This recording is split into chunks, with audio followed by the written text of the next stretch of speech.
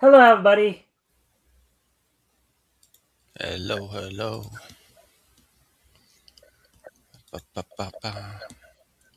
All right, welcome to the mic stand. Today is Sunday, Sunday, April the 5th, 2026. It's, of course, our weekly trip down comics history lane.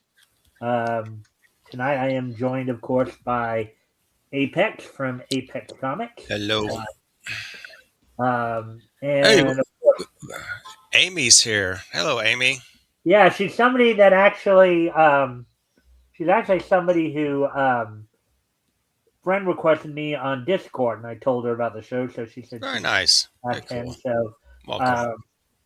Um, anyways, a friendly reminder to everybody, of course, if you haven't already, if you guys can help out by liking and sharing this thing, see if we can get some more friendly people to engage, that'd be appreciated. Also, if anything here grabs your attention, feel free to comment and ask questions. I'll try to answer the questions best of my ability. And I'm going to hand it off to Brett for Apex for a moment so he can Yeah. plug his stuff. I'll be right back. I do have to step away for a moment. Yo. All right. I'll be right back. Hello again, everyone. Yes, Finbat Volume 1 on Fund My Comic. 57 backers, $2,460.75. And we're trying to reach the $2,500 goal for everyone to receive a Finbat fan art poster from all people drawing Finbat. This is a character I created back in 1998. She's a go-go dancer who gets bitten by a vampire in 1968, and she gains these super vampire powers along with some disadvantages. She's a Catholic Christian girl, but she struggled with vampirism, doesn't want to kill anyone for blood like vampires do. She wants to make a difference. She wants to find a person that bit her to what am I sold out of? I have to update my campaign a little bit. But anyway, no, we're not sold out of these shirts. I put a limit on some of these. But yeah, it's you can still pretty much get the Finbat variant cover by Dan Lawless. It's available. It's right here. But yeah, gotta do a little cleanup on my campaign. There's nothing really sold out. I just put a limit on things. But anyway, yeah, get it while you can. I'll be fulfilling in November, so there's plenty of time to back a lot of stuff here. The ultra tier right here, it's it's a $300 value for $190. You get all three T-shirt designs of Finbat, and there's four Finbat variant. Well, there's a main cover plus three variant covers, and there's a Dan Lawless variant cover along you see here in the Finbat with the red black background. Here's some fan art. Marcus Killigrew and Tank Ferret. I also have the Enforcer Ink for Devastator All Ages comic. It's an ash can size, which is about half the size of a comic book. 24 pages, all ages, fun, intrigue, action packed for $7. It's full color, so you can get that if you want. Get a digital tier if you're overseas. If you're not located in the United States, you can buy a digital tier for $10. And it's a nice John Apple artwork for Fembat there. And you also get my wraparound cover for 25. And if you want the Dan Lawless cover, which is the one in the red background, and my cover combined, you can get $50 for that. And I'll be happy to do a sketch card if you back that today. Here's Acupad, by the way. This is version of Finbat. Nice pulsating artwork. You get a beautiful Omer Glitch, Omer Garcia the third artwork here. Fembat. That's got to be on a T-shirt, by the way. And for 30, you can get the Fembat wraparound cover and the Enforcer Ink for Devastator book. Save a couple of dollars on that one.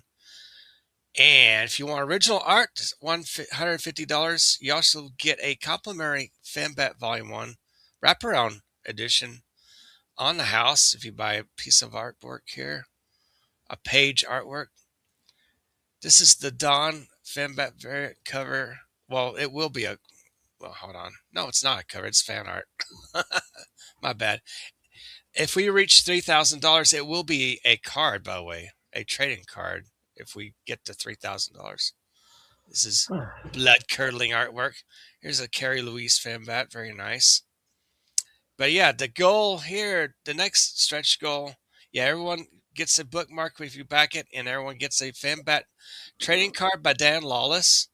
And if we reach 2,500, everyone will receive a Fembat fan art collage poster. It's a black and white poster, 11 by 17. It'll look wonderful. If we reach 3,000, everyone gets a Don Fembat trading card. And if we reach 4,000, I'll add 8 more pages to the book. So there you go. We're going to play this beautiful Fembat trailer and check it out today on Fun My Account. One moment. Hold up. I'll expand it for you there. Thank you. And here you go.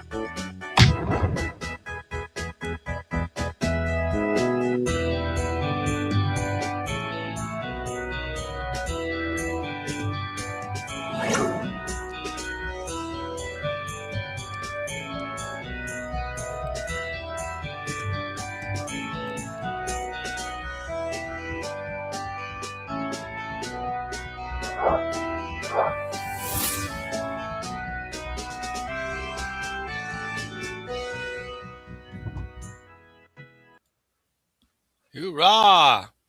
Woo! And we're back. Bang, bang, bang. Yeah. We have another visitor. We have another visitor. So let me highlight those because I didn't highlight them earlier. Hello, Amy. Thanks for popping in. She actually messaged me on Discord too that she was going to be making dinner right now and she'll be having us on in the background. So that'll be cool. Nice. Yeah. And then hey, Charlie. Charlie C. All 5468. It's a new. I've never seen Charlie before. Welcome, Charlie. Oh, maybe he's somebody that Amy invited. Maybe that's good. Yeah. So. All right. So, anyways, anything more you want to say before we continue on? Yes. We've had our last 2 auctions. It's the Comicsgate. It's a benefit auction for Don Draw Stuff, which he has a show called The Studio every Saturday night at 7 p.m. Eastern or 6 p.m. Central, or if you're on the West Coast, that would be 4 o'clock? 4 p.m.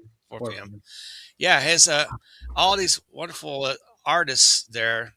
They like, for example, like if I were on there, each of these guys drew Fembat and they promoted my campaign, which is really cool. But at that time, I was at my mom's memorial service, so I couldn't really make it that day. So they did it anyway, which is wonderful. And that will do it with anyone who wants to support their own comic book.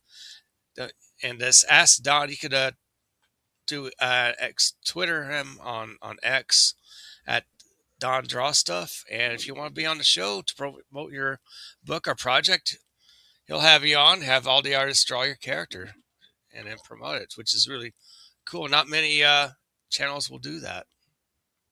So thanks to Don. And also Shadowhawk Talks as a benefit for him as well. He had recent knee replacement surgery. I'm still here. I'm just going to go off camera for a moment. All right. And he's trying to raise money to help him pay rent so his daughters can still stay at the house and his family. And his insurance company won't pay him for time off work. So we're trying to raise money for him. And we raised about close to $700 for Shadowhawk and over, I I think 1,500 for Don Draw stuff for his roof. Roofs are very expensive. We all know that. And this economy, we hope he can get that funded for him and his mom. He's taking care of his mom, and so we're happy to help out. These guys are big supporters of CG, supporters of comics, and they buy our art and products. So myself, Omer Glitch, and even Joe Sontag and John Malin have contributed, and as well as Marcus Kellergrew and Michael Ortiz. They've brought their work, and Dan Lawless, the mighty Dan Lawless, has tried to sell some art for the benefit auction. There'll be another one in 2 weeks on my channel, Omer Glitch's channel, and Don Draw stuff, and we're trying to expand other channels as well to help out with the benefit, to help fund their uh, go GoFundmes, so they can get some money for their, for what they need. A new roof for Don, and some time off pay for Shadowhawk. Well deserved, because knee replacement surgeries are like, you have to heal it for like 6 weeks. And if you're 6 weeks off work, you'd be hoping you have some money. So prayers to them both. I hope get some. Well, he should be glad he's not here in California, because Right. because unfortunately there are some of our very illustrious politicians who are just recently trying to pass a savings tax. Oh, really? That's not good. Yeah, That's not good. Yeah. they actually now want to come after your savings. That's wrong. That's absolutely wrong. Because we all work for our savings, and keep the government hands off your savings. That's for sure. I mean, Gavin Newsom, I don't care for the guy, really. Oh, Yeah. people like that. Not that we really try to get too much into politics No, here. we don't. But that's just sometimes you just, It rubs you the wrong way. It really does. Yeah. It affects people's lives, unfortunately. Yeah. Well, because you want to always try to save for a rainy day. That's right. Everyone does. Basically, like as you just pointed out, situation Shadowhawk's in. You Right. want to make sure that if for whatever reason Mm-hmm. you are out of work, you want to at least have some kind of income coming in. Right. Or have something there to help you get through whatever period of time is needed. But anyways, let's get let's get into something a bit more friendly reminder. One last friendly reminder before we talk about what's on tap for tonight. If you haven't already, if you guys can help out by liking and sharing the stream, see if we can get some more friendly people to engage, that'd be appreciated. Also, if anything here grabs your attention, feel free to comment and or ask questions, and I will try to answer the questions to the best of we will actually try to answer the questions to the best of our ability. With that being said, let's talk about what's on tap for tonight. So tonight, we're taking another trip down Comics History Lane. It's our weekly look back, the historical comic retrospect, where I, with a co-host, this week it's Apex from Apex Comics. We go back through. It's one part comic book review, one part dramatic reading. We go back, read old comic books, talk about them, give some commentary on them. We'll do voices and all that. The dramatic reading side of it. Let's see. Of course, tonight we're going to be looking at comics that went on sale from Fawcett Comics in August of 1940. Fawcett, of course, gave us, whatever the character everybody now knows as Shazam, the original Captain Marvel. Right. Ibis the Invincible, Bullet Man, and of course Diamond Jack. A number of those characters, of course, DC eventually bought up. But we're going to be looking back to the world of Fawcett Comics in August of 1940. So, so with that being said, let's go ahead. Let me pull the thing up, and let's get ready to read here.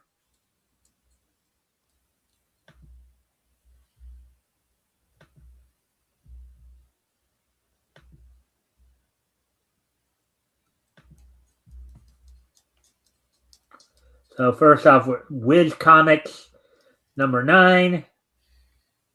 Oh yeah, fighting a rhino. Yeah, there's Captain Marvel. Well, we know him today as Shazam, but for our purposes, we'll say Fawcett's Captain Marvel. That's right. They're just put it in a proper historical Hmm. context. Captain Marvel on the job. Yeah. Look at that young lady right there, huh? Oh yeah, I was trying to get away from that rhino. Uh-huh. Yeah, don't get impaled. Yeah, Yikes. looking pretty good in that kind of hiking gear, huh? Oh yeah, very lovely. Yeah. But just go to show you that not all women in the golden age were damsels in distress, right? No, man. They Even they though she's mixed it kind of up. a damsel in distress, but she still looked kind of like, you know. Right. Yeah, we get the idea. All right, Wiz Comics Trading Post.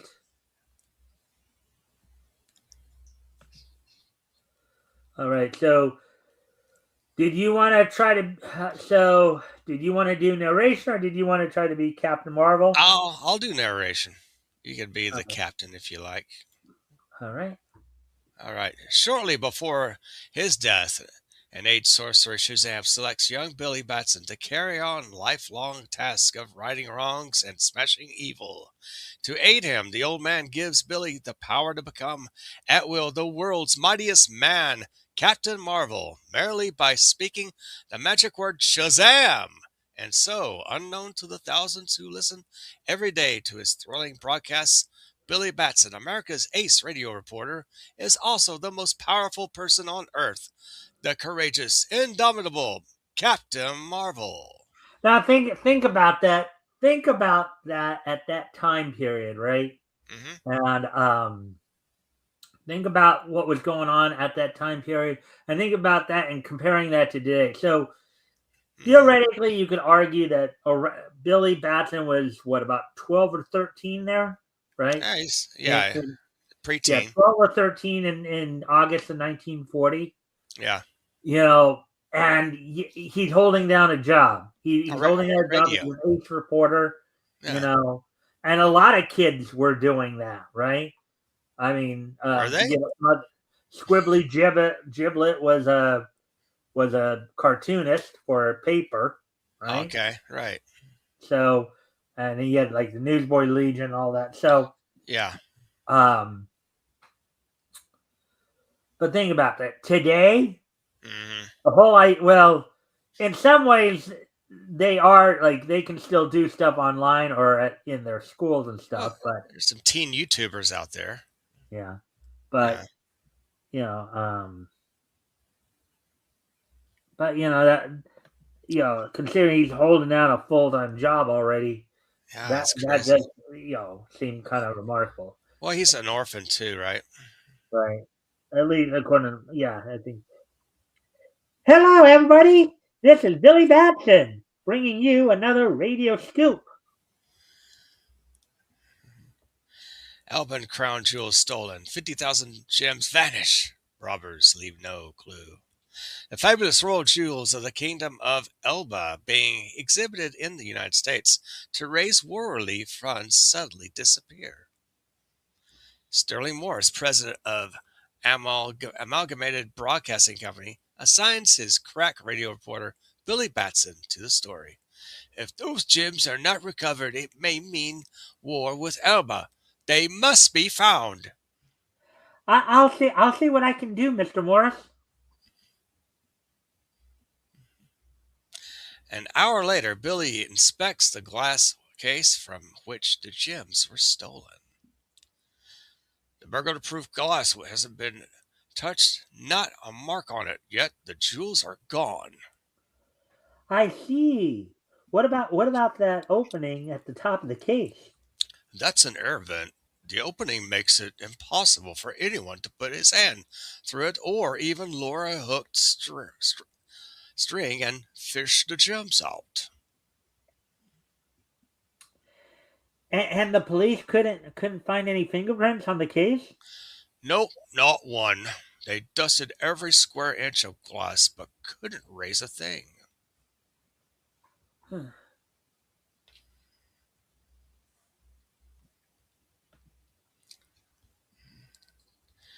It is at Billy's request. The guard takes him to the roof of the building from which the gems were stolen. It is absolutely impossible for anyone to enter the building from here. What about that chimney over there? His sharp eyes detect three tiny lines in the suit. Not even a midget could go down that chimney pipe. Hmm. What about those marks? What about those marks in the dust? Hmm. All right, what about them? You're just wasting my time with a lot of silly questions. I think you'd better go now before I lose my temper. Nobody would believe me if I explained my theory about the robbery now. I've got to get proof, and I will. It's a nice thought balloon, by the way. After leaving the scene of the theft, he visits a local toy store. This is a place. All right now. Let's see what I can find out. This is the only toy autogyro on the market today. So far, we have sold only one. It's rather expensive, but it's a wonderful model, perfect in every detail. And considering we don't probably use that term as much today, Yeah, um, what auto so autogyro. what is an autogyro? It's like a 1940 version of a drone. A drone or a kind Yeah, of a helicopter slash plane kind of right, thing? right. Remote controlled. Yeah. Only sold one, eh? Mind telling me who bought it?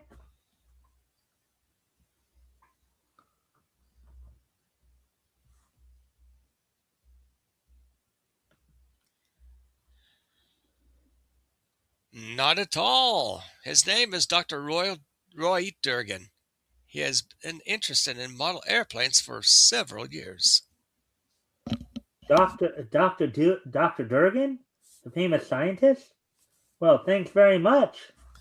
That afternoon, Billy pays an unannounced call on a celebrated scientist who is known intimately to few people.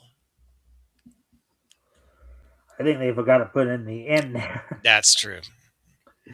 Yeah, little lettering screw up there, but Yeah. Dr. Durgan mustn't be a very sociable person living way out here all by himself. But the eminent man is anything but hospitable. But I only wanted to talk to you about model planes, Dr. Durgan. I'm not interested in talking to reporters. Get out and stay out. Nice fellow, Dr. Durgan. I wonder why. Say, what's that? Looking up, he sees a toy autogyro about to land on one of the roofs of the house. As Billy speaks the magic word entrusted to him by the dying magician. I may be making a big mistake, but I'm going to catch that toy plane, and there's only one way to do it. Shazam! A giant thundercloud forms out of nowhere. Lightning flashes and boom! Boom! Captain Marvel, world's mightiest man, leaps up toward the descending toy plane. This, this is a lot faster than trying to climb the side of the house. Yeah.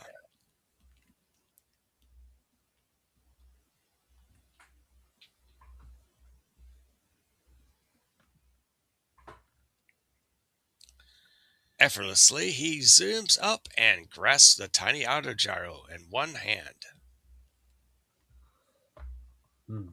That was pretty good. That was a pretty good catch, if I do say so myself. And now, Shazam! Again, a thunderous lightning bolt smashes from the heavens and once more, Captain Marvel becomes Billy Batson. Why, There's something inside. My guess was correct. My guess was correct. In other words, okay. So before we go down, because they will probably. What do you think he suspected? There's like a little man in the plane. I, don't, Yeah, I think I the went doctor's. down Oh, okay, before I asked, okay, but okay, okay. This is okay. I'm gonna say, is the doctor shrinking people to actually fly model airplanes to bomb places? I guess. Oh, we'll find out. Tiny figure, no more than 6 inches tall, stands up in the cockpit and speaks. it's a little man alive. You're darn right. I'm alive. Set down the plane.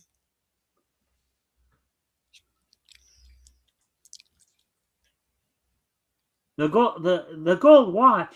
Where did you get it? Where do you think I got it? I stole it, of course.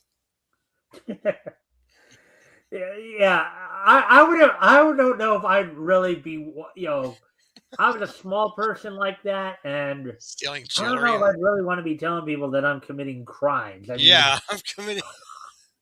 I'm just a little man committing crimes, stealing and all. The miniature man starts to explain his plight, then suddenly shouts a warning as, "You want to know how I got to be so small? And why? All right, I'll tell you. I was. Hey, look out behind you!" The mysterious Dr. Durga grips Billy from behind in a steel-like grip, choking the words in his mouth. "I told you to get out and stay out. Well, this time, you little brat, I'm going to give you a story you'll never forget." Oh,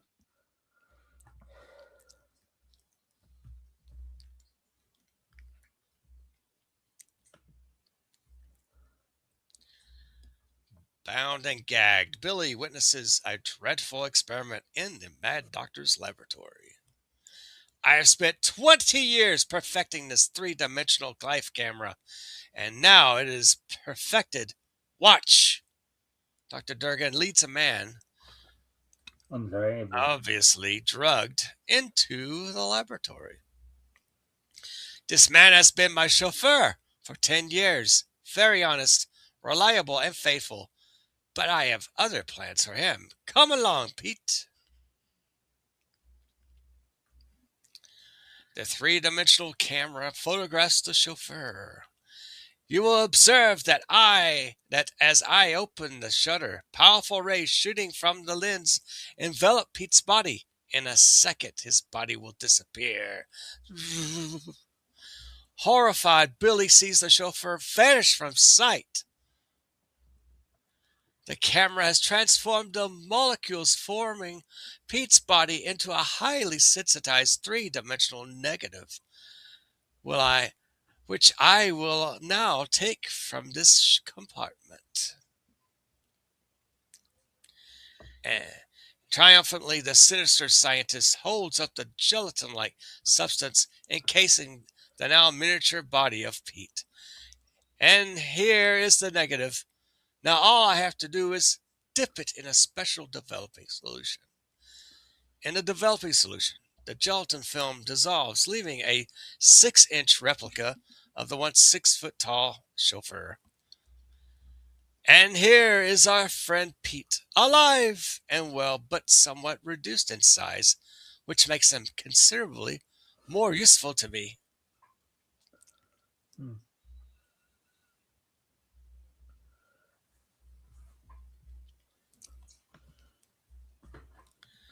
I was right about this.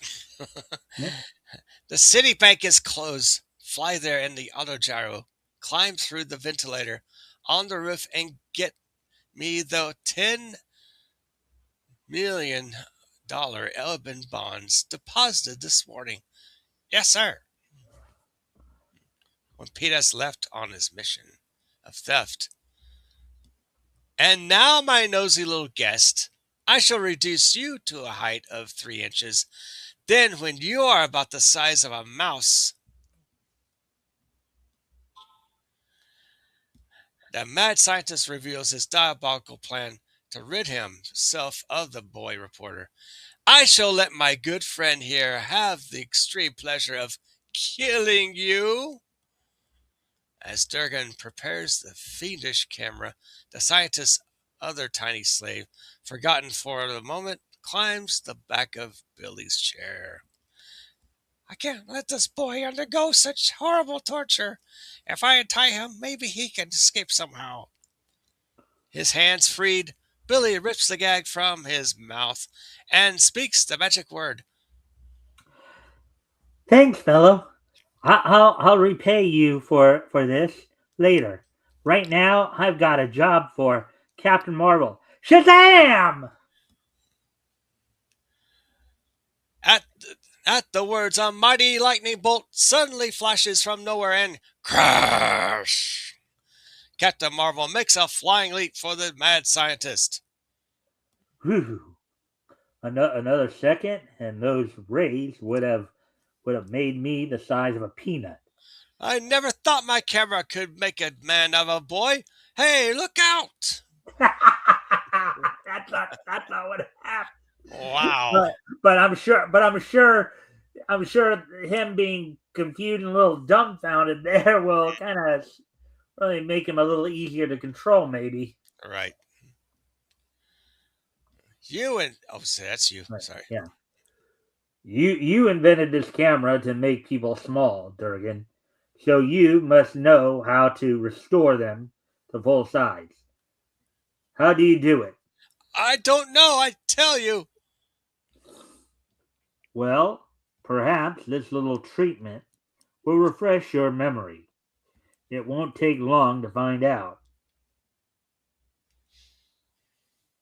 Captain Marvel gives the treacherous Dr. Durgan a dose of his own medicine. Now watch the birdie, my friend. That's it. Ah, just the expression I was looking for. My, Dr. Durgan. How you have changed. Wait a sec, and I'll give you a bath. You need one. Yeah. I don't know. Was he trying to tell him that he stinks? Yeah. Completing the photographic process, Marvel dips the negative into the developing solution. Now, perhaps you understand how those other boys felt when you did this to them. The diminutive doctor defies Marvel. A small voice suddenly speaks. Now, will you tell me how to restore to normal size the men you have shrunk? Find out for yourself. I won't tell you. I'll make him talk. My guess is that third one was probably one of the guys he shrunk. Yeah.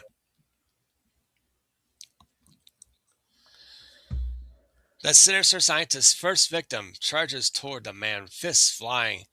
I've been waiting for this for a long time, Durgan. Now we can fight on even terms. Come on, I'll fight you.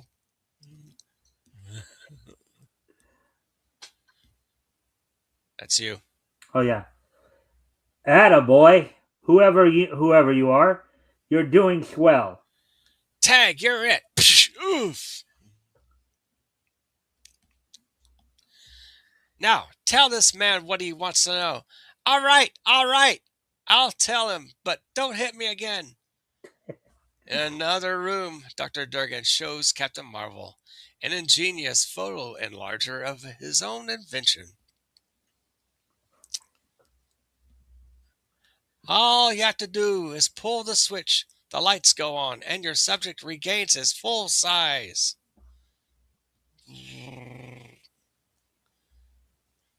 The world's mightiest man is astounded as he sees Durgan's erstwhile victim rapidly shoot up to his normal height. He's actually growing. That's the most amazing thing I ever saw. Thank you very much, sir. Now let me introduce myself. I am Derek Markon, a citizen of the Kingdom of Elba. Elba? So that's why Durgan forced you to steal Elven crown jewels. What has he done with them? He has them in a safe here in the house, but first we'd better take care of the eminent Dr. Durgan.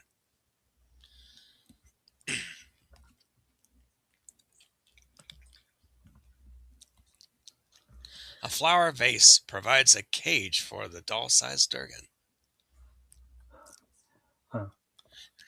This should keep you out of mischief for a little while. Pretty smart, aren't you? Well, you'll never open that safe.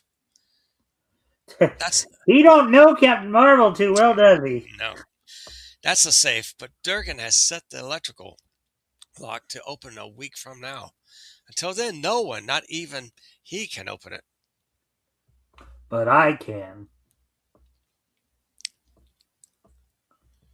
But the world's mightiest man smashes his fist through the steel door as if it were cardboard. Look at that. They're right. It does look smashing through It's cardboard. incredible with your bare hand.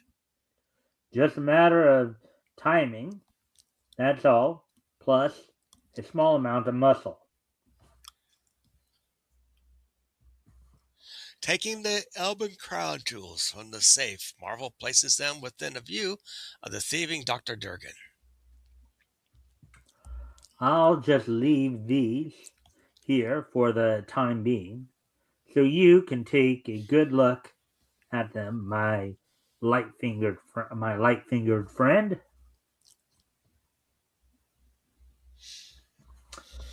Keep an eye on the jewels and Durgan. I've got to get to the city bank before Pete steals those bonds.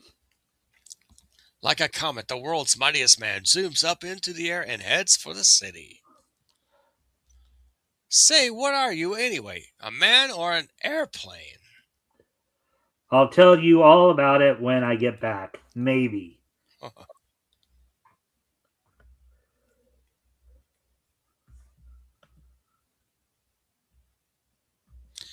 few minutes later, he reaches the business section. Police in front of the bank. I'm too late. I'd better drop down on this roof and hear what's going on. Even at his distance, Marvel's keen hearing enables him to overhear the conversation.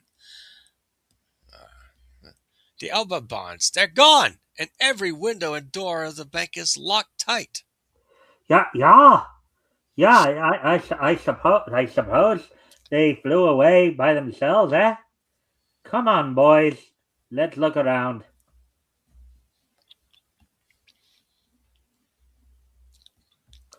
That's just what those bonds did. They flew away, but I can't stop to explain to those birds. Now I've got work to do. At wind speed, he races back to the scientist's hilltop home. Looks as if a tank went through that house. I wonder what happened. The laboratory is in wild disorder. Durgan and the crown jewels are gone, and Markin bound and gagged. What happened? Just after you left, Pete came back. He released Durgan, and they put themselves and the auto gyro under the enlarger. Then they beat me up and flew away with the jewels and the bonds. I think they're heading for the Mexican border.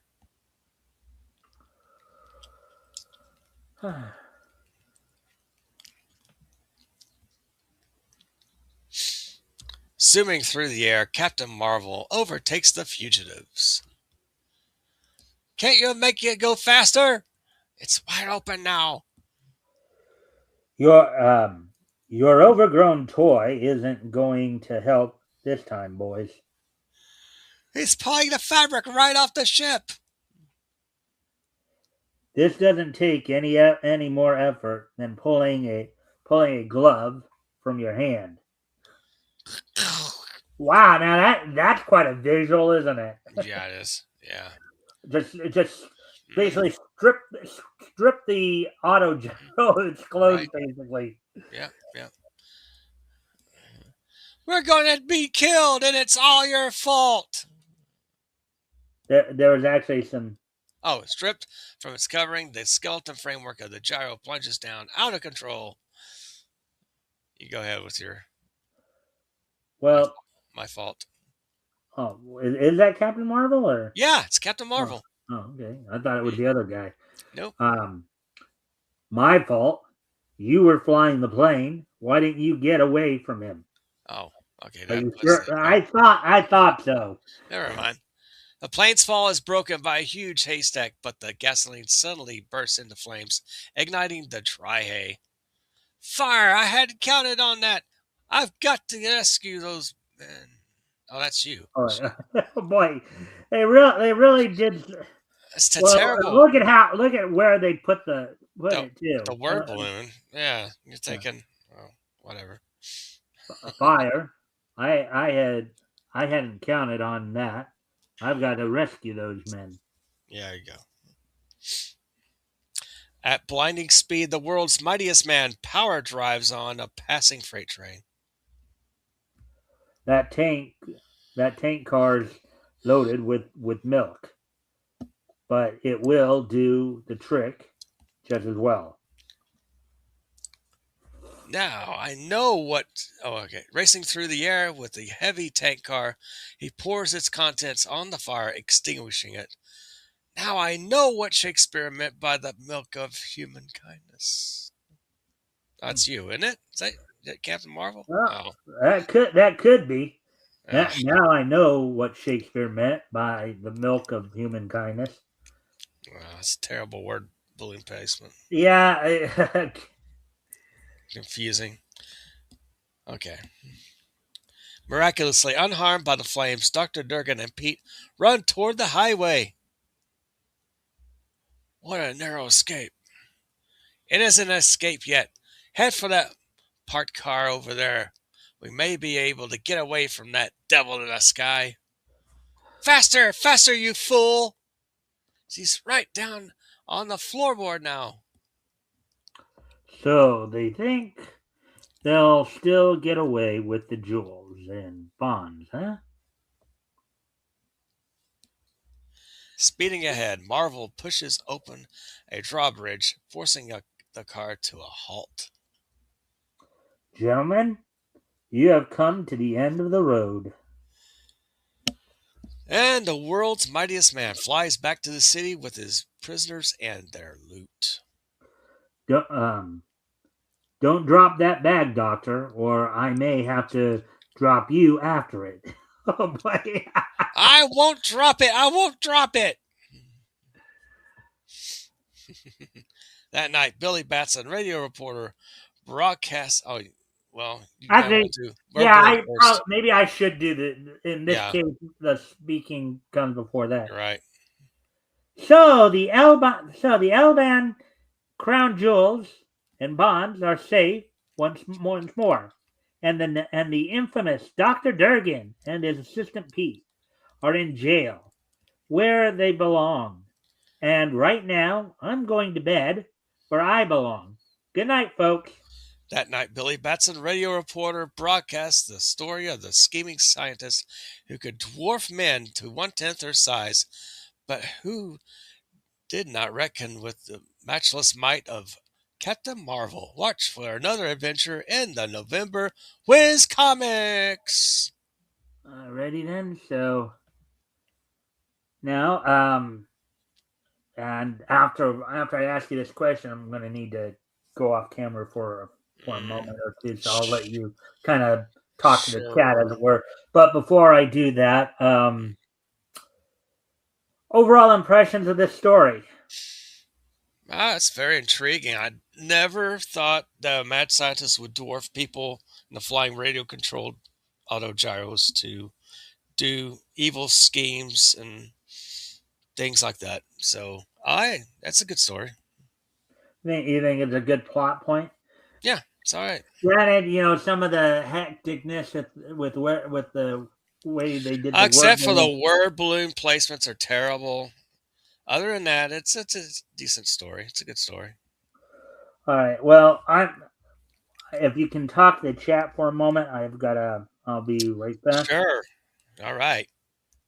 Hello again. What's this little guy saying? Hey, Mick, you forgot your clothes. Oh, oh. When you're reading comics, maybe you should have your clothes on. What kind of ad is that? I don't know. Anyway, the great Captain Marvel. I have a copy of a Captain Marvel Jr. I think it's from issue 45.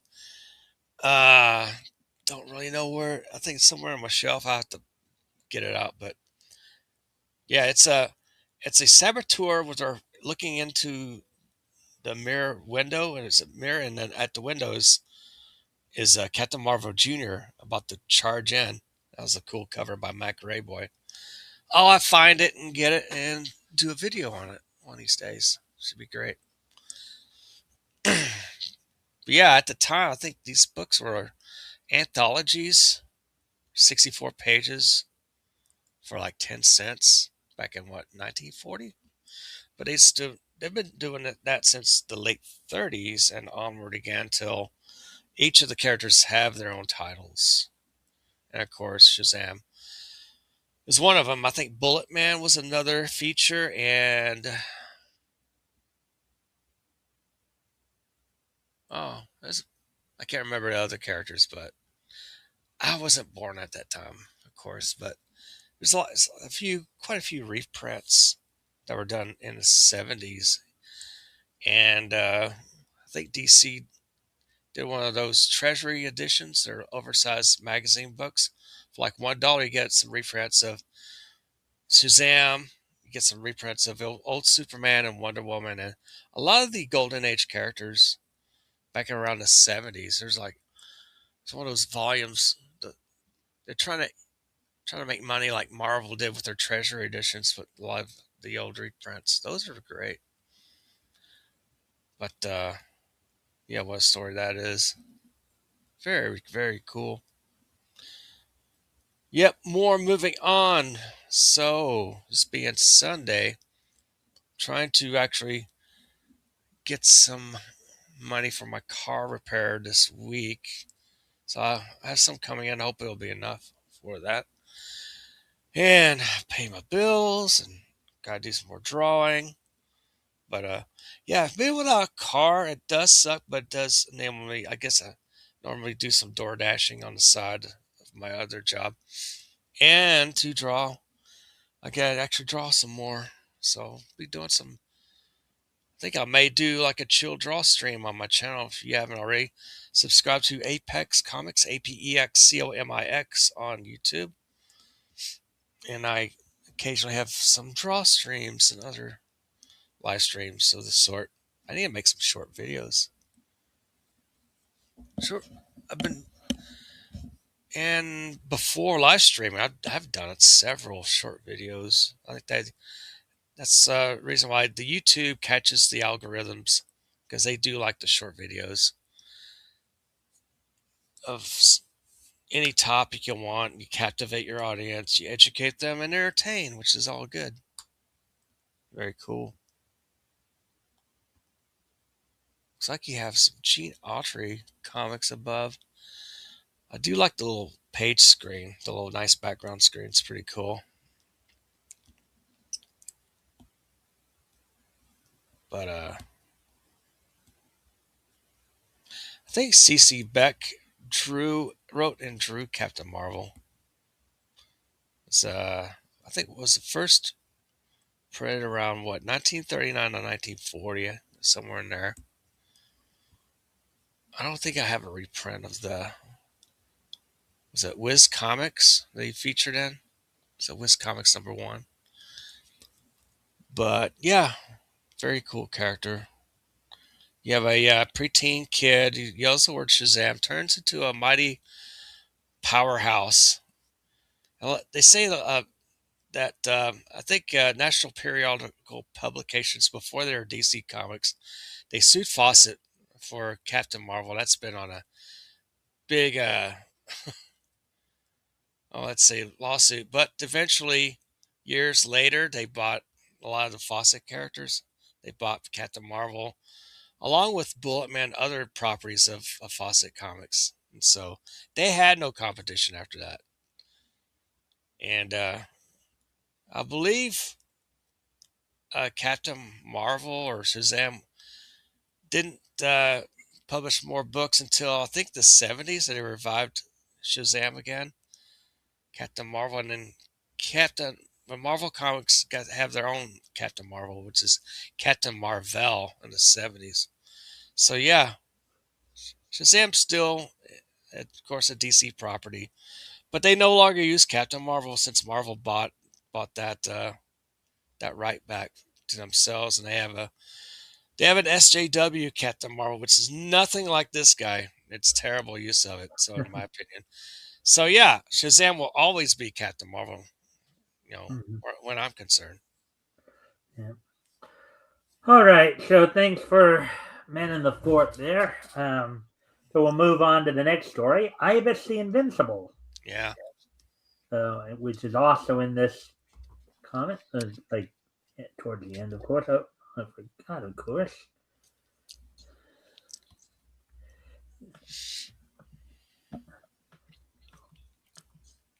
I guess I could be Ibis. You could be the narration guy. He's Egyptian. Is he Egyptian? Okay. Yeah, I think you read it before. All right, I'll do the narration then. Yeah. Dan Dare. Oh, cool. Now, don't forget, there's also Taya, his beloved. Yeah. You want to do her as well, or shall I? I'll do the female voice. That's cool. Yep. Ibis. Yeah. Ibis. Pronounced Ibis. Hmm. All right.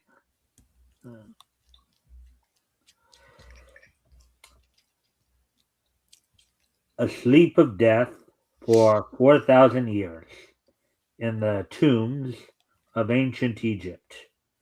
Then miraculous life and power in the world of today.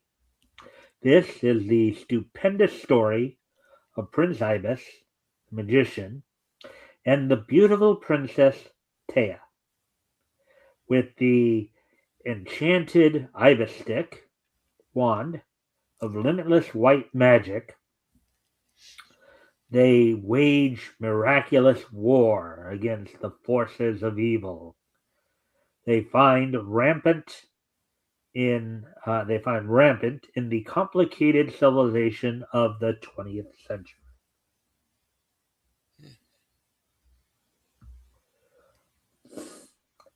At the Hollywood Hotel, Ibis and his young ward, Tommy, find that Taya has been carried off by the unscrupulous movie magnate Carl Brand. Princess Taya gone with Carl Brand. He's Oh, still after the Ibis stick. That's why he's taken her to hold as hostage.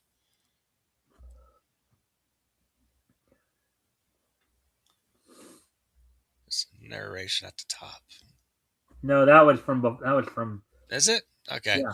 The Ibis stick will find them for me, and I'll settle our friend Brand with no other magic than my bare knuckles. Yeah, even magicians didn't have a problem getting Mm, into fisticuffs every now and yeah, again. This right. story. Yeah. The magic wand obeys Ibis, guiding them toward the hidden goal. See, the Ibis stick pulls along like a magnet. It has located our enemy. Meanwhile, Colbrand flees far across deserted country. I ask again, what is the meaning of this? I'm holding a captive, Princess Taya, to exchange for the Ibis stick. Your prince will gladly do business.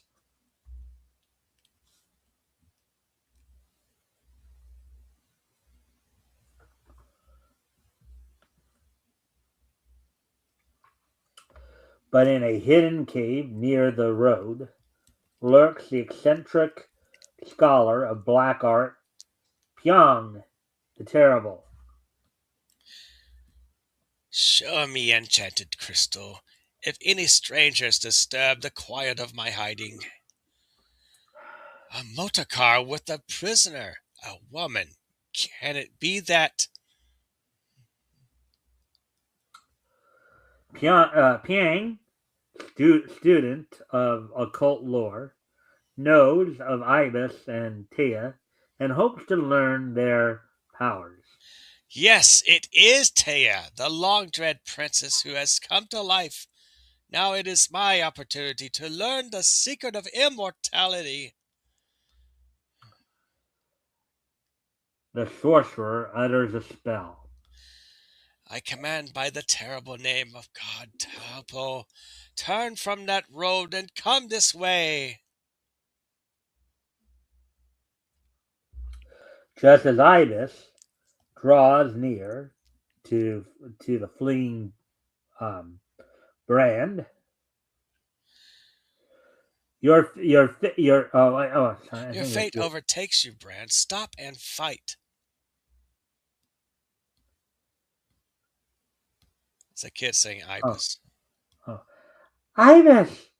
Hurry, beloved, and set me free from this selfish robber. Now you can do that woman's voice a Oh, wait, little wait, bit. hold up. Wait, sorry.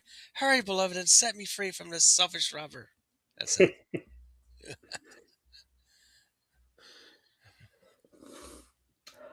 Pyong's spell takes effect, and the automobile carrying Brand and Taya is snatched from sight.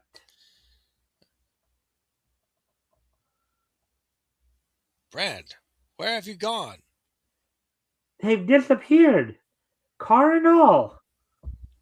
Ooh.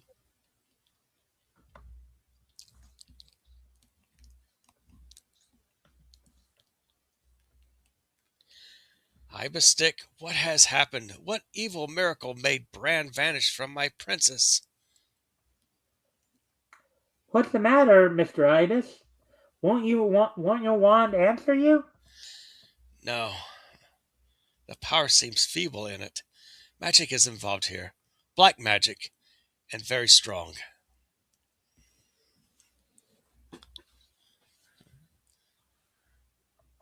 As for Brand and his prisoner, they find themselves in a strange, forbidden spot. So, are you Brand? Yeah, I think I was Okay, Brand. right. What's happened? How did we get here? Is this the work of Ibis? I don't think so. Greetings. I have long wanted to entertain the Princess Taya. She's my prisoner. You shan't touch her. Oh, yeah? A movie magnet springs at Piang, who smites him with blasting wizardry. Now, that's Hmm. more of an older term. What does Yes. the term smite mean? Means hit. Um, Yeah, pretty it's an much. older Strike. term. Actually, it's more of a biblical term. It's a term used more in the Bible, actually. Smite thee. Yeah. He's all in flames. Poor fool. Receive the burning wrath of Bang. Where are you taking me? What do you want? I want the secret of life. Wow. Look, he's carrying her. Yeah. I mean, you would think that she would try to run or something. No, she's captivated. I think. Oh, oh, actually, yeah. I guess she is tied up there. I Yeah, didn't she's know that. tied Like, up. Yeah. She can't go anywhere.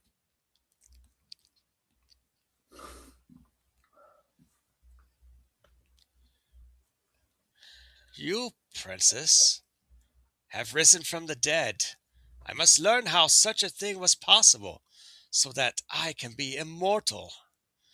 Only Prince Ibis knows the secret. I too will know. My science will experiment upon you. If I die, I still will have the secret. actually, it's not if I die; it's if you die. Oh, if you die, I still have the secret. Yeah. Meanwhile, Ibis turns his automobile into an airplane. Ibis stick, make my car an airplane. Swell! We'll fly after her. At once, they begin to scout above the landscape. Look at that strange grove of trees. Oh, that's you. Oh, look at that strange grove of trees, Mr. Ibis, directly below us. Hmm. Gee, it looks woogie. You're right, Tommy. And the ibis stick says that it is a den of evil magic, perhaps the one we seek. Landing quickly, the two approach Piang's grove. I'm going to enter this grove. Are you afraid, Tommy? Yes, I am, but I'm coming with you. All right. A brave kid, ultimately. Yeah, sure.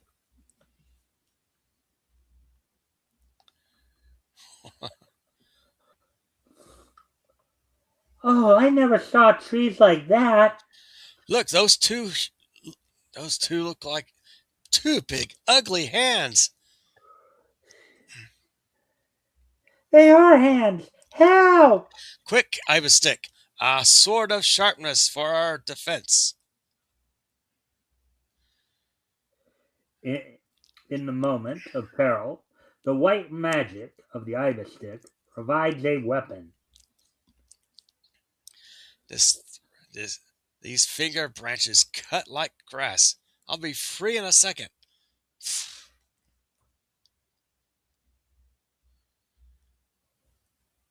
Escaping, Ibis rushes to the aid of his young charge. Courage, Tommy. I'll set you at liberty. Actually, comrade, not charge. Sorry about that. Oh, Look, the trees lean out of the way. they are magic. They know the sword's quality and fear it.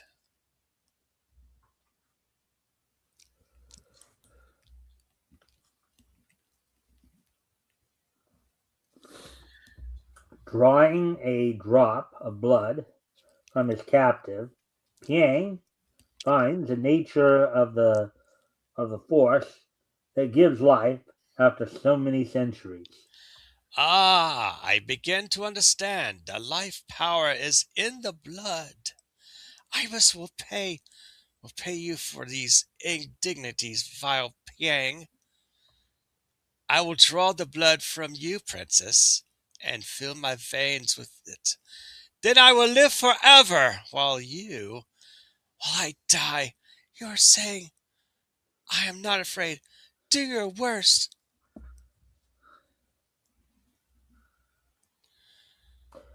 At that moment, the rescuers arrive at the door. Open up at once. I, Prince Ibis, command.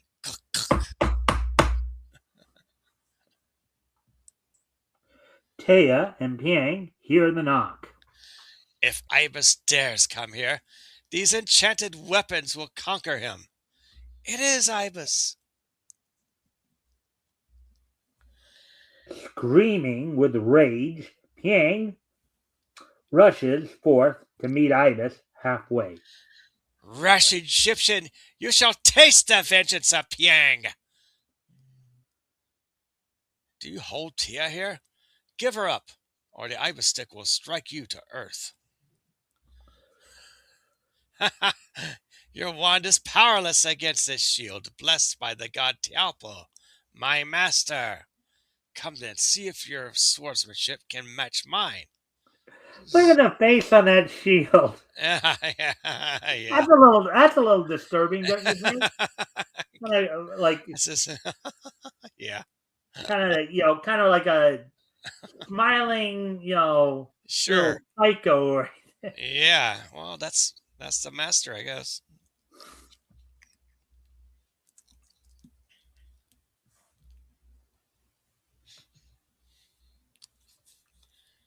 I nearly sliced you open then.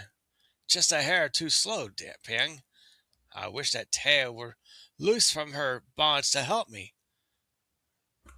The power of the ibis stick, directed by the words of its master, melts away the bindings that confine Dea. I am free, and now Bravely, she pries into the secrets of her captor. I will help Ibis. This crystal seems to contain Piang's power of black art. And awful image is Talpo, the god he worships.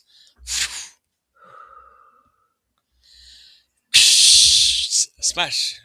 A smashing impact, a flare of weird light, and both crystal and idol smashed to bits. Outside, Piang is sensible of the loss of his black art. Hurry, Mr. Oh, it's you. Hurry.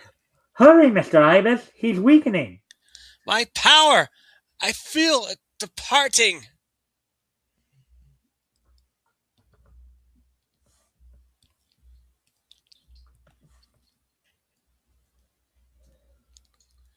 Now. Oh, look at that shield now melting right there. Now my magic works. Let your shield dissolve into nothing and make odds even.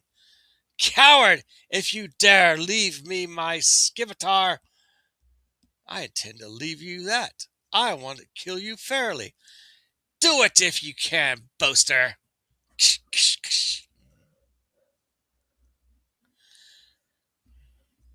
Without the unfair advantage of his shield, Piang is conquered. That's the end. I'm slain. You've done it, Mr. Ibis. Have you killed him, my beloved? I have, and the world is rid of a very dangerous scoundrel.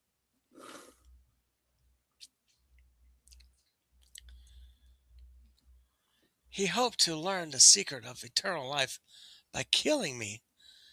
In his greed for the secret, he found death.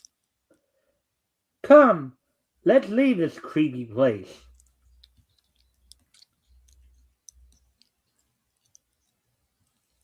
Outside the grove, Tommy falls into conversation with some children. Aren't you kids afraid to come near this ugly grove? Yes, Oh, yes, we and our friends used to play here when it was pretty dark.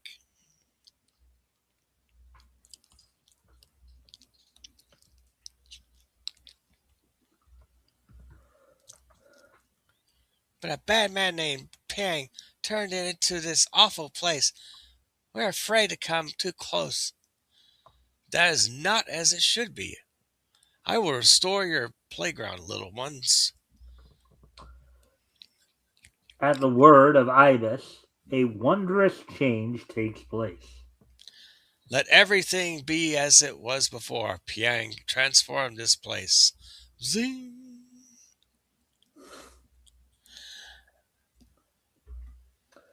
But Ibis, in his generosity, forgot that let everything be as it was before would also bring Piang back to life. Oh. I was dead, but now I live again. I was careless. He conquered me once, but I will take vengeance on Ibis. Tay and all they hold dear. Terrible, terrible vengeance. Restored to his evil life, Piang seeks to square accounts with Ibis and believes him dead and expects no attack. Ibis, who believes him dead and expects no attack. What will be the outcome of this new menace? Find out by reading The Further Adventures of Ibis the Invincible in the November issue of Wiz Comics. All right, so overall impressions of this story. Well, it was good. It's all right. Unless Fitzozo came in. Hey, Fitzozo, thanks for dropping in. Fitzozo. Haven't seen you in a while. Hopefully Yeah. everything's cool. Yeah, All right. So overall impressions of the story. Well, this is actually it's an interesting villain, Piang. He has this weird master, Squinty, and has a weird smile on his shield, and he, he wants eternal life. But there's a lot of these pages you can. It's hard to read. Yeah, Some of them are some of not the very PMs clear. didn't come through all Yeah, that well. I mean, but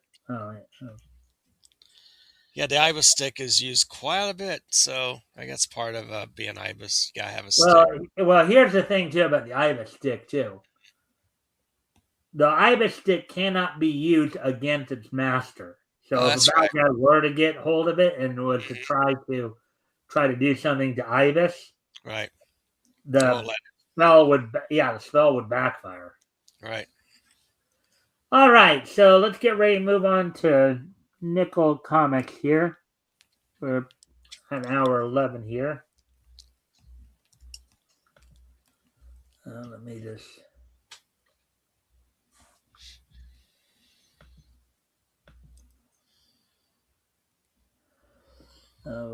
Nickel Comics number 8, of course. Find it. Now the thing is, the only reason that Nickel Comic ran for only 8 issues because this was the one comic where they actually tried to beat the system of the time. You know, where everybody was coming out with just a book every month, right? Yeah. Hmm. They were actually trying to come out with these like every 2 weeks, and it just didn't go over. I only charged a nickel, I think. That's Yeah, not enough. exactly. Man, I bet the artist But didn't get but paid. the idea was they were charging a nickel for every 2 weeks, while everybody else is charging a dime for every. Every month, right? So, um, Not, yeah, not good. actually, I do. If you can talk to the chat for a moment, because I do need to step away again. So Sure. Go ahead. I'll be right back. Okay. Nickel Comics published every 2 weeks.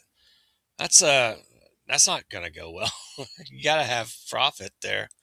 Now every 2 weeks you have to plus you're running your artists just overwhelmed with work. You have to get it out there. There has to be a team of artists involved in this sort of thing. But yeah, that's not a good business plan, I would say. If you're going to go every other week, that's quite a month is actually a good thing. You get some quality out, plus you're able to finish your assignments, your pages for the artists. Mm. Nickel Comics, you have to like rush to get pages done. It's almost impossible to every couple of weeks. Ooh, that's a big burden. No wonder it didn't last very long. I would say, I don't know what happened. Where I'm sure there's another title that replaced Nickel Comics, but I have to do a little research on that one. Maybe Mike knows about that. But of course, a lot of these titles they come and go from these independent publishers that that print out these magazines. And before that, there was the big pulp market, like pulp detective books. I think those were going on at the same time these comics were. I think the pulps stopped around the 50s. I'm not sure, but those were fun. Especially go to these collector stores, these very high end book markets. You may find a lot of these pulps, the collector's items like the Shadow and other titles. A lot of them, there's a lot of those science fiction ones are really good writers. I forgot these pulp writers. I forgot who. I haven't actually read upon some of those. Not recently, but if you could find one of those in your collections, I'd hold on to them. But yeah, man, Nickel Comics. That's uh, that's really a no go. I knew I wouldn't last very long. Now, if maybe if you change the title to maybe $6 and a nickel, then yeah, you might can get away with publishing at least two 2 stories for every 32-page comic. Yeah, $6 in the nickel, the 605. But who would want to pay $6 for a comic? A lot of these comics have gone up, quite a bit. I think the cheapest may be $3.99. Even some of the $3.99s went up to $4.99 for a lot of these. Well, Marvel and DC, the current Marvel and DC, not so good. The indie titles are much better. I believe Spawn, they've been $2.99 for a long time. Now they're $3.99. As of, I think last year they started to be $3.99. But still get some quality work. Maybe, I think a 20-page count on the Spawn issues. And I haven't been to a local comic shop in a while with, try to staying busy and stuff like that. But yeah, it's been a while since I bought any books.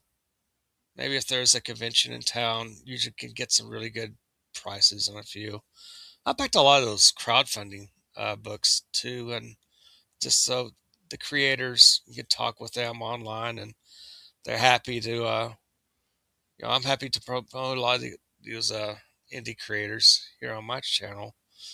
I do occasionally do some of those promos, and we talk other subjects, and then go back to the campaigns, and see if there's possible backers, and have people share their campaign links and this and that. So yeah, times have gone by, but Nickel Comics, that's crazy. So let's see if anyone else is in the chat or not. Take a little look. Yep. That's funny. Usually you would see people would talk on, but I guess they're so captivated by our storytelling, they said, stay quiet, or they may have left. I don't know. Yeah. Yeah. All right, Nickel Comics. Yeah, I knew that wouldn't last long. But yeah, anyway, what's next? All right. Well, we're going to read the Bullet Man story from Nickel Comics here. So, right. New issue every other week, starring Bullet Man. So yeah, I'll do the narration, of course. Right. And a lot of some of the stories from here, as well as from Slam Bang, the other comic that finished up, Cool. they moved some of the stories moved over to Master Comics from here. Yeah, Master Comics with Captain Marvel Jr. Right. Right. Mm-hmm. All right. For years, Jim Barr longed to follow the example of his father, Police Sergeant Barr, who died fighting gangsters, failing to qualify for the force because of physical weakness. Jim joins the Police Research Bureau as a test tube detective. Secretly, he discovers a serum which destroys all the germs and toxins in his body, making him the most powerful man on Earth. Bullet Man! Robin Hood of crime. Bullet Man! What do you think test tube detective means? And he experiments. He has like a serums, develops serums, test tube, researcher, test tube. He's a test subject. Yeah. No, not quite. What is it? What? He's kind of in the same vein as both Jay Garrick and Barry Allen. Oh yeah, with the accidental chemicals. Not exactly where I was going. No, not exactly. Where are you going with it, Mike? Tell us. Forensic. Yeah, he's a forensic scientist. Scientist. Okay. Yeah. Right. All right. You said you did the narration? Yeah. State Fair opens tomorrow. 6 accident occurs in construction area. Fair jinxed, workman says. A mysterious hoodoo makes men unwilling to work on the great state fair, for already 6 deaths have occurred there. Entering Sergeant Kent's office, Jim Barr overhears something that interests them. Take your squads out to the fair and keep your eyes peeled for trouble. Okay, hop to it. All right. Kent, a hard-boiled officer of the old school, considers the young chemist an impractical weakling.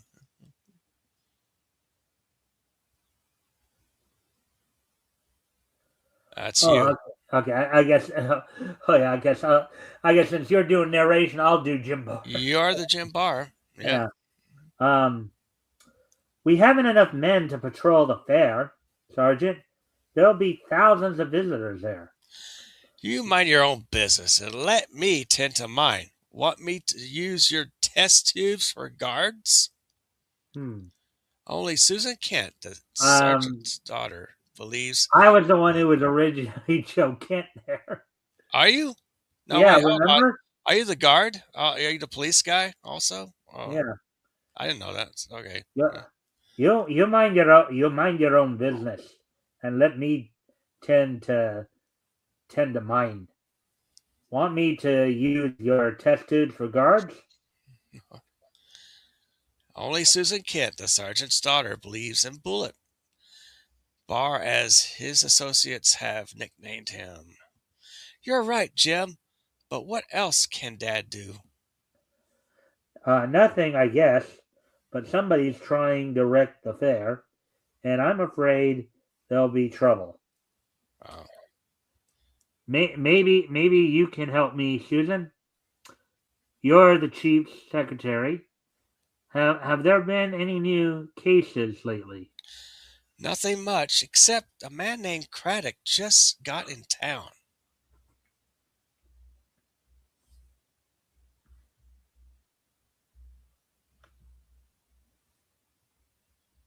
Thomas Craddock, alias Ice Craddock, gangster and ringleader of criminal organization, served 2 terms for second-degree murder. Carries sword cane with snake's head. Susan shows Jim the files on the criminal Craddock. Barr decides to investigate Ice Craddock, but he keeps his intention a secret, even from Susan. Does that help at all, Bullet? Afraid not, kid. Well, I'm going back to work. The young chemist packs a strange appearing costume into a small satchel and quietly slips out of the building. If I'm going out to the fairgrounds, I may have to become Bulletman at a moment's notice. Mhm. Arriving at the fairgrounds, Jim idly wanders about, his sharp eyes watching for suspicious sights. I see the men are still working here, but the fair's going to open tomorrow anyway. Amid a group of hard-faced men, Barr sees a burly figure that strikes a chord in memory. Uh-oh. There's somebody that looks familiar. Hmm. Look at that snake hit. Ooh, yeah. The man carries a snake-headed cane, exactly like the one that gangster chief Ice Craddock always sports. Jim silently follows his quarry, intent on finding out what Craddock is doing in the fairgrounds.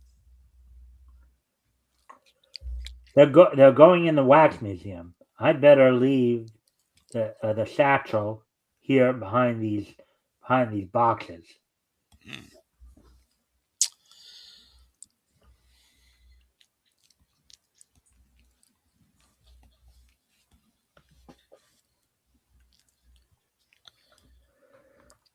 The crooks gather before a tableau of wax figures, while Barr watches from nearby. Do you want to be? Here's a plan, boys. Wait, wait. Did you hear something? Not a thing, Chief.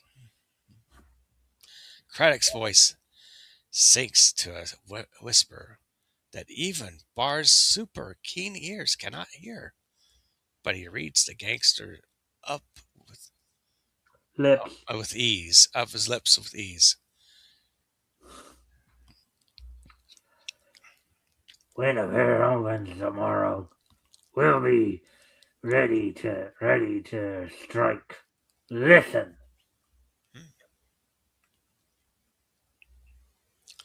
As Craddock barks an order, Bar slips quietly toward an exhibit of wax figures. I did hear something. Certainly hang on, boys. We can't afford to have this leak out. Okay, Chief. Hastily, Jim borrows a mask from the wax dummy and covers his face, for no one must discover that the mild-mannered police chemist is actually the phantom foe of crime.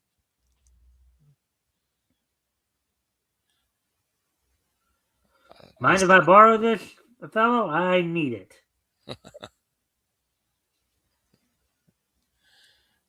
But the gangster chief discovers the trick. Hey, I don't remember that wax dummy. Do you suppose? Want me to try my knife on it, Chief? Holding his breath, Bar waits until the last possible moment. It isn't moving. Maybe it is wax. Don't take any chances. Aim for the heart. Oh, wow. Well, we have talked about how back then they were pretty gory. They were pretty dark back then. Oh, sure, they're villains. They have to be.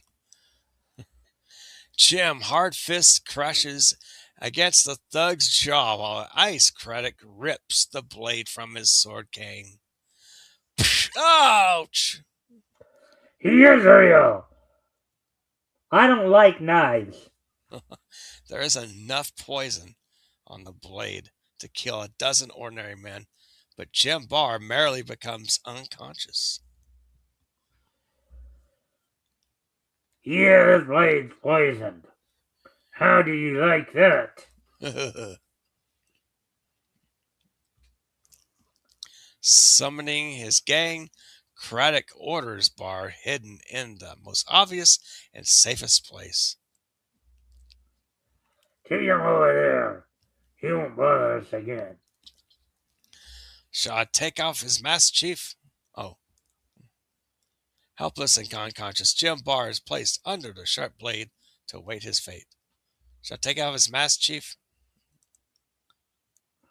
Why bother? He's dead, and when they try out the guillotine tomorrow, he'll be even deader.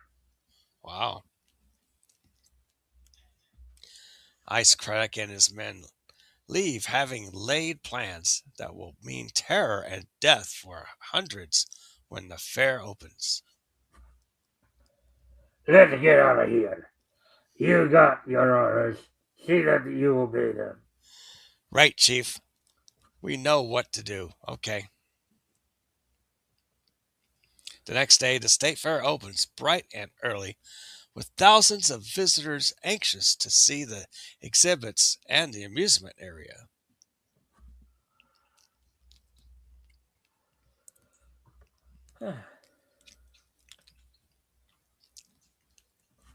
Unknown to the barker, Jim Barr still lies helpless under the steel blade of the death machine. Come on, come all! See the Great Wax Museum. See the torture machines of the century. See the guillotine that really works. See a man beheaded. Oh boy. Oh boy. The barker wonders why the dummy is wearing a modern clothes and goes ahead with his spiel nevertheless. An authentic scene from the French Revolution. Folks, watch his head roll when I pull the cord. But don't worry, he's wax. Oh boy. Oh no. I think he's gonna probably We'll move see. his head at the last possible moment, and they're gonna like be, oh. Yeah, we'll see how it goes. Yeah. But suddenly the effect of the poison wears off as the noise of the crowd wakens Barr. With one swift motion, Jim hurls himself aside, and the knife smashes harmlessly into the block.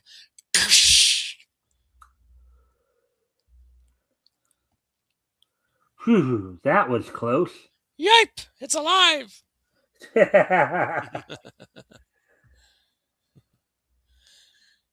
Bar's brain works swiftly as he plans a way to escape from the crowd unobserved. Pretend this is part of the show, and here's $10 for doing it. I don't get it, but okay. Remembering Craddock's plans, Jim decides it is time for Bullet Man to make his appearance. Suppose you folks Surprised. surprised you folks didn't it? This is only one of many thrills in the Wax Museum. Gee, actually, Gee, I sure thought that was real.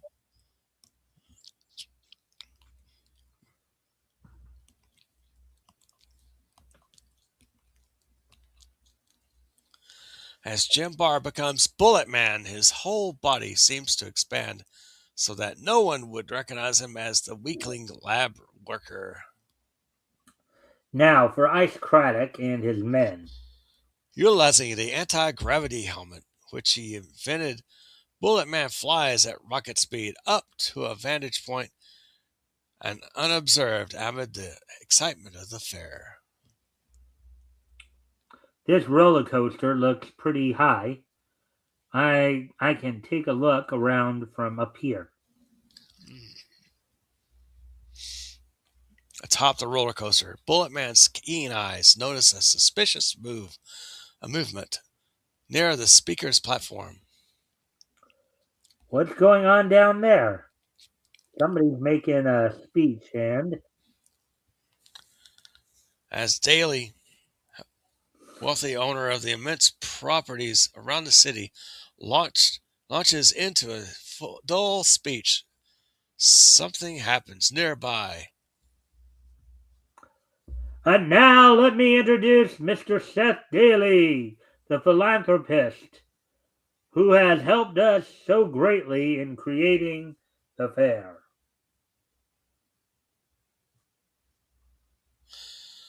A huge steam shovel left on the grounds by the workmen plunges toward the crowd, guided by one of the Craddock's gangsters.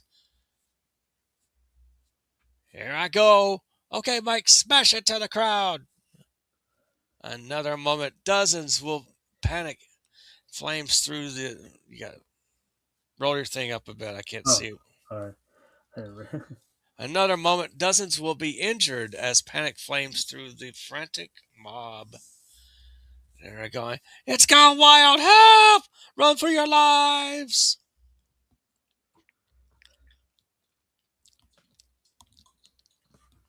Bullet Man swings into action. Hi ho, it's off to work I go. The mighty Robin Hood of crime puts his strength against a powerful engine of strong steel. You're the gangster there. I am. Okay, Screwball, I'll run you down. Try and do it.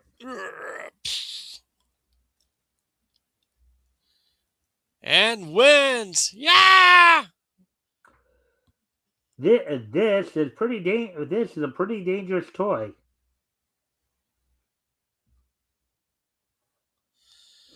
Let's see. Somebody else is in trouble. Hold on. A frantic scream whirls Bullet Man from a direct steam shovel to race with lightning speed toward the cry. Help! Somebody else is in trouble. Hope I'm in time. Deadly gas bombs suddenly emerge from the mouth of the giant slide. I can't breathe. Using his gravity helmet, Bullet Man plunges up the long spiral slide, gathering gathering bombs as he rockets up. The crooks are on the top of the slide, but they won't be there long.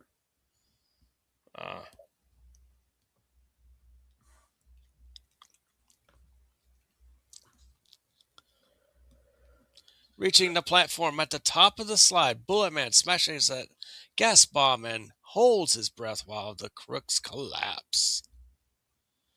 It's Bullet Man! Try a little of your own medicine, boys. Plug him up quick! They're the ones, and they're all unconscious. I'll call the wagon for him. The thugs are dumped into the slide and shoot down into the crowd, Into the waiting arms of the police, while Bullet Man silently departs unobserved. Meanwhile, the wealthy philanthropist Daly makes a proposition to the fair manager. This place is jinxed, Benton. I'm afraid somebody will get hurt. Why not move the fair onto my property? I'll let you use it, and I'll buy the fair site from the city, so you won't lose money. We may have to do that, Mr. Daly. Thanks for the offer.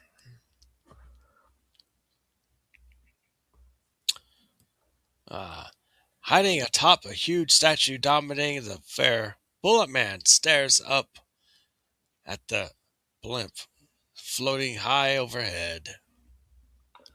That blimp looks out of control. I wonder. Suddenly, the great blimp bursts into flames and plunges down toward the crowds below.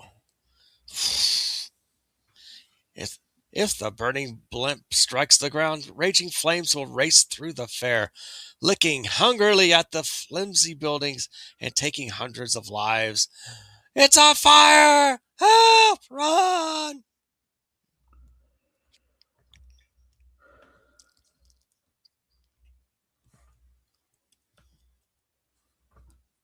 Okay. With incredible strength, Bullet Man rips a metal pole from the statue. Sorry, but I need this. That blimp's too big for me to handle alone. Wow. Rocketing through the air, Bullet Man sends the heavy steel globe hurtling towards the blimp. Lucky I know how to play billiards. You know what billiards is? Yes, it's pool. Missile catches the blimp in midair, carries a fiery messenger of death into a nearby swamp where it falls to burn out harmlessly. And tracking down the Craddock, Bullet Man forces a confession from him. You're going to talk, Craddock. Who's behind this?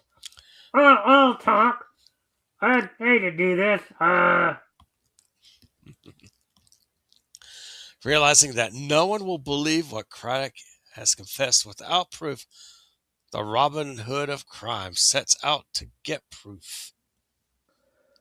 I need an oil drill in a hurry. Lucky there's an oil field near the fair. Bullet Man knows that even his tremendous strength will be tested to the utmost by the task before him. Well, before I read that, yeah. So Craddock said he was actually paid to do this. Yeah, that's what I heard. Based on what we've read thus far, who do you think paid him? I'm not sure. I think it might be the guy with the white hair and beard. We'll find out. The philanthropist. Yeah, we'll find out. Yeah, let's keep reading. Here's the drill, and to get back to the fair. Now to get back to the fair. Yeah.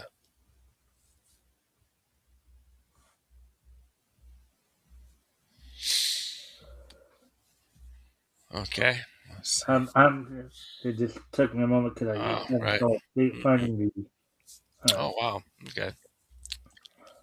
Okay. The gravity helmet sends Bullet Man into a shrieking power dive towards the central plaza of the fair. Here we go. I'll need all the speed I can get. Ooh, okay. Smashing down into the earth, the giant trail suddenly breaks through and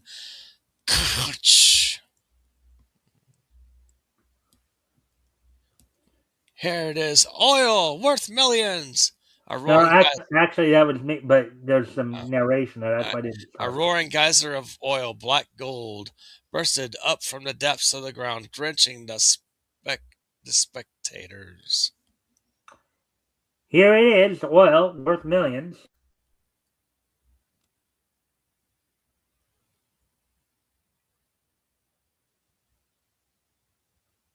So yeah, so right, right there, and then bottom, then left and bottom right. So Okay, let's see. here's a crook officer. He discovered there was oil on this city property, and he tried to cause trouble here, so the city would sell it to him for practically nothing. I confess it's true. You'll have company behind bars, Daily. We've got credit too. So I guess I was right then, huh? Yeah, yeah.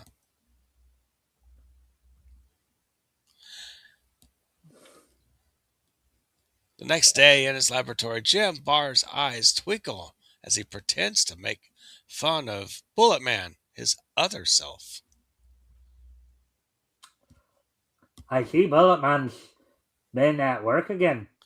Yes, isn't he wonderful? I still think he's a faker. What's he got that I haven't got? Follow the adventures of a phantom foe of crime, Mighty Bullet Man, the strongest man on earth, as he pits his tremendous powers against the unscrupulously forces of Gangdom. Meet Bullet Man again in Nickel Comics number 9, on sale Friday, August 23rd. In reality, he moved over to I think it was Master Comics number 6 or something like that. Okay, yeah, Because this was the actual last issue of Nickel Comics, right? of Nickel Comics, yeah, right? So, Yeah, understandably. Yeah, all Master right. Comics. So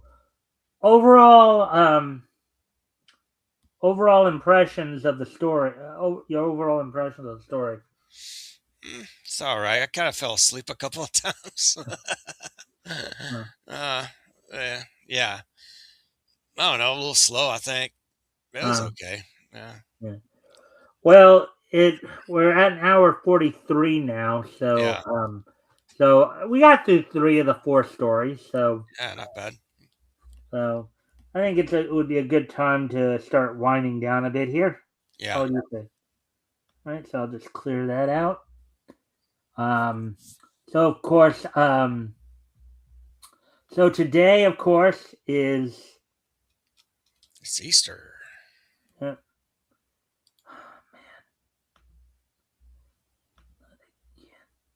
Yeah, if it shows I, us I as got I got yeah, I gotta check something real quick here. check something.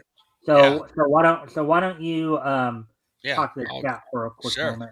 Go ahead. Right. Cool.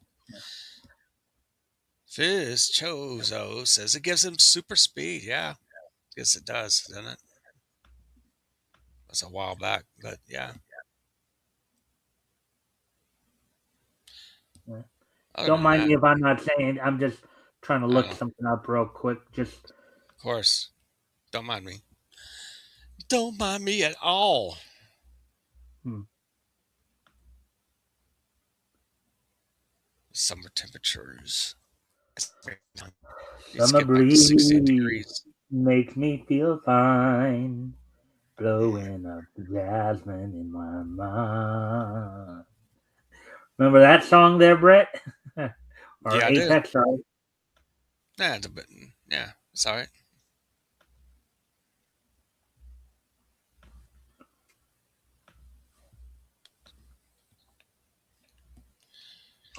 So what's been happening apparently, yeah, as you know, I have a bunch of other tabs open as well.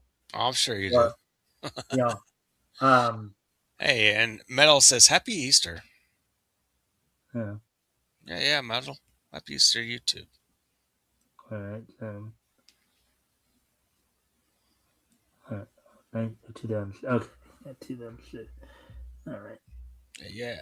But basically, what's been happening is on my main site that I use to at least get basic information for comics, Mike's Amazing World of Comics. Right. So apparently they've been of late doing the whole, like, I guess if you don't acknowledge it for enough period of time or whatever, Yeah. then they'll do the whole like security check thing. Oh, sure. Yeah, they do all that stuff. And so it basically pushes me out of what I'm doing, of that whole, and I have to go back and remind myself of, what exactly I'd gotten. So, Yeah.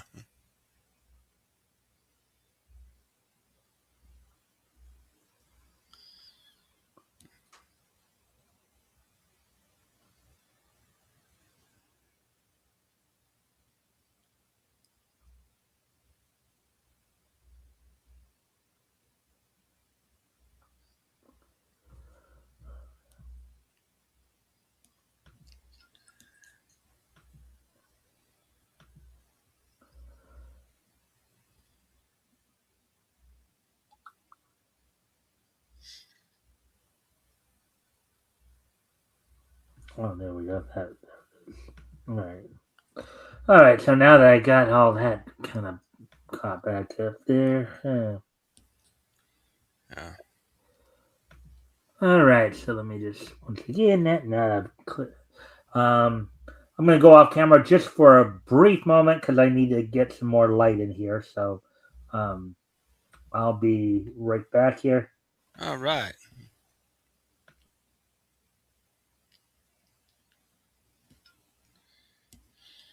Yeah, checking up. Nice Easter. It seems later than it really is. Well, being daylight savings time, it's still a little bit of sun, but I think it's gone down. It's a bit dark. It's dark outside. It's more nighttime. Nighttime. Well, remember these Sunday shows I do are like and Happy Easter, everybody. Thanks. They're metal. Anyways, um, these hours are 2 hour rather than one. So usually I do have, like, at this time, the sun's starting to really go down. So, Right. but anyways, let me just real quick here. So 2006, 16, 21, and 2001. All right. So first off, we're gonna head back 25 years. So now we're gonna take a look back at this weekend in Neat's history. Mm-hmm. Let's see. I just got in from a walk before the sun goes down. I got it. All right. All right. So first off, we're gonna head back 25 years ago yesterday. Yeah.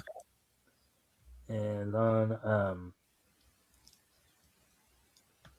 25 years ago yesterday, the following anime premiered in Japan 25 years ago yesterday. Okay. How filmmaker Shirayuki Hime Densu Pre-tier, basically known to most American fans as simply Pre-tier. Tatsunoko Productions Soul Taker and Zek's Sister Princess. So those three animes premiered in Japan on yesterday's date, 25 years ago. Yeah.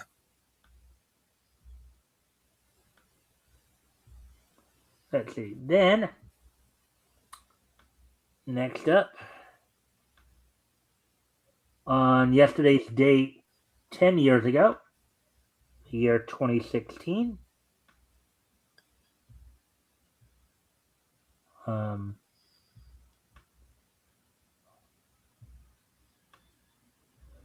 2016, 10 years ago yesterday, WWE held its Monday Night Raw, the night following WrestleMania 32. Of course, saw the main roster debuts of, I believe, Enzo Amore, Big Cass, and Apollo Crews, and saw the return from injury of Cesaro. Show pretty much included AJ Styles winning a fatal four-way match to become the number one contender WWE World Heavyweight Championship. The Dudley Boys defeating the Usos in a tables match.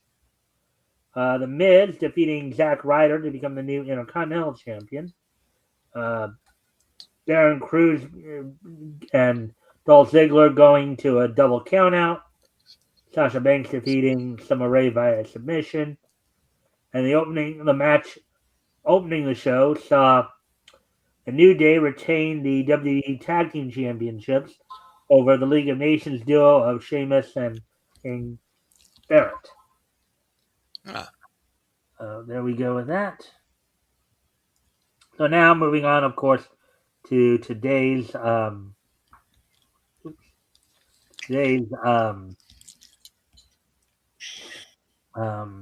Meech history.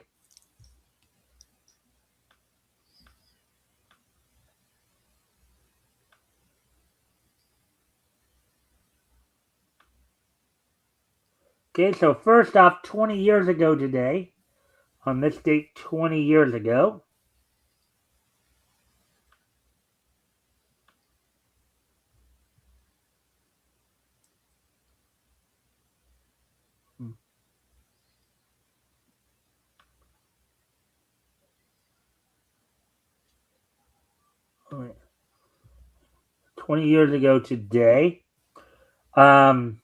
the 20th issue of Justice League Unlimited went on sale from DC Comics. Of course, this was the comic that was based on the Justice League Unlimited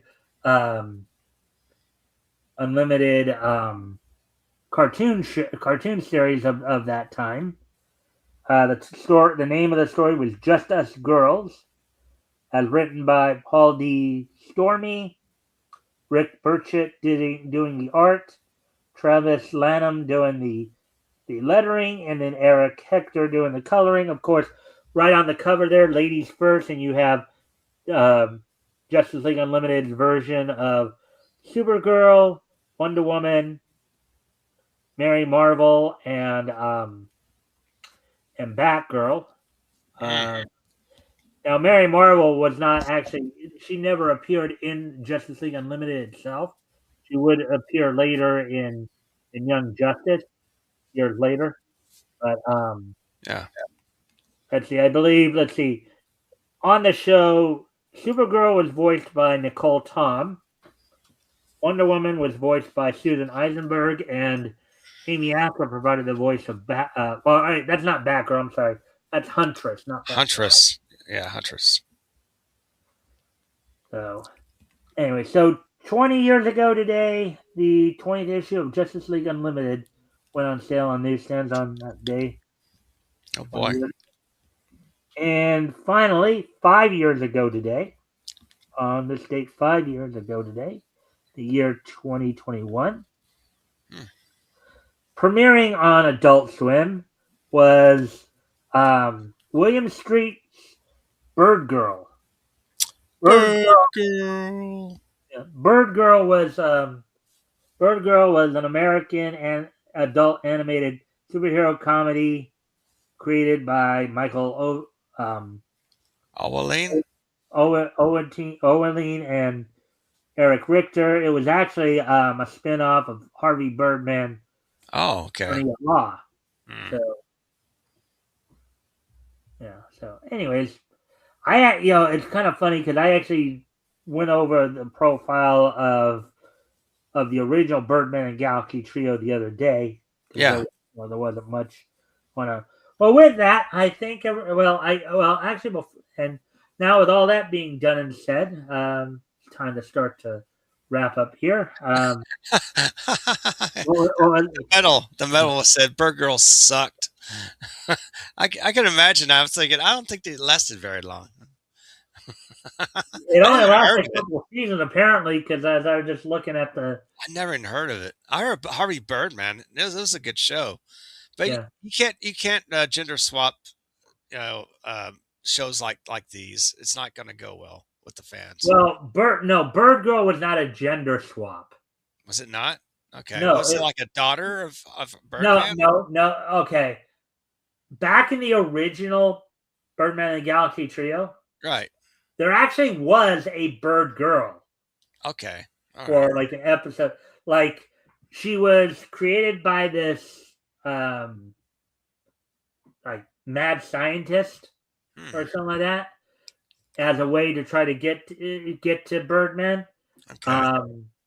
She was kind of a one and done character, but She was left but alone. they actually brought her back to Harvey Birdman Oh. show and made her like part like where you also had Bird Boy and the like pink ascot kind of thing Oh, God. and all that. If you remember, an Avenger I I never really watched Harvey Birdman, watched a few episodes. I haven't really watched the whole but thing.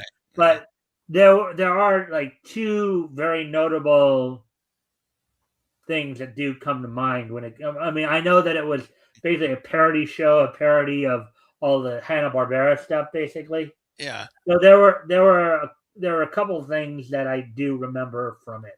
Yeah. Metal There has. was that one episode where Apache Chief spilled coffee on himself and therefore could not grow big anymore. Okay, but of course, Nice.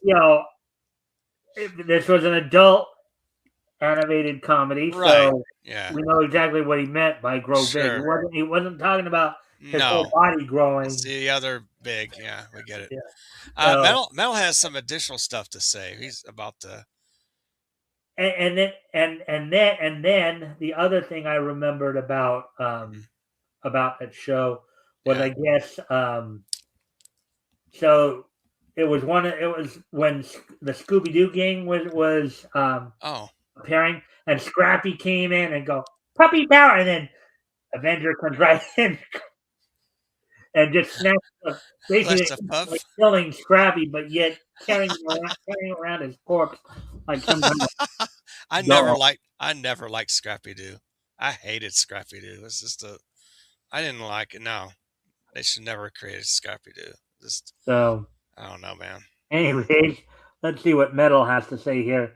It was genuinely written like the all new, all different Marvel equivalent of Birdman. Oh, okay. Oh. See, which is a shame because she was great in Harvey Birdman, Attorney at Law. Oh, okay. The Johnny Quest episode is the best in the series. Oh, cool. Yeah. Again, Harvey Birdman, though, well, like a lot of the Adult Swim, like Harvey Birdman, Attorney at Law, Space Ghost Coast to Coast. Yeah. These are more like parody shows, more or less. They worked. Original. It worked well. I mean, in the 90s. I mean, yeah, it's fun.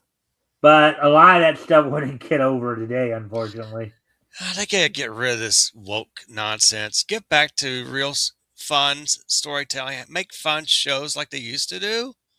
Can't they do that? I'm sure you heard about what they had been doing to South Park more recently too, right? I haven't really kept up with South Park. What's going on there?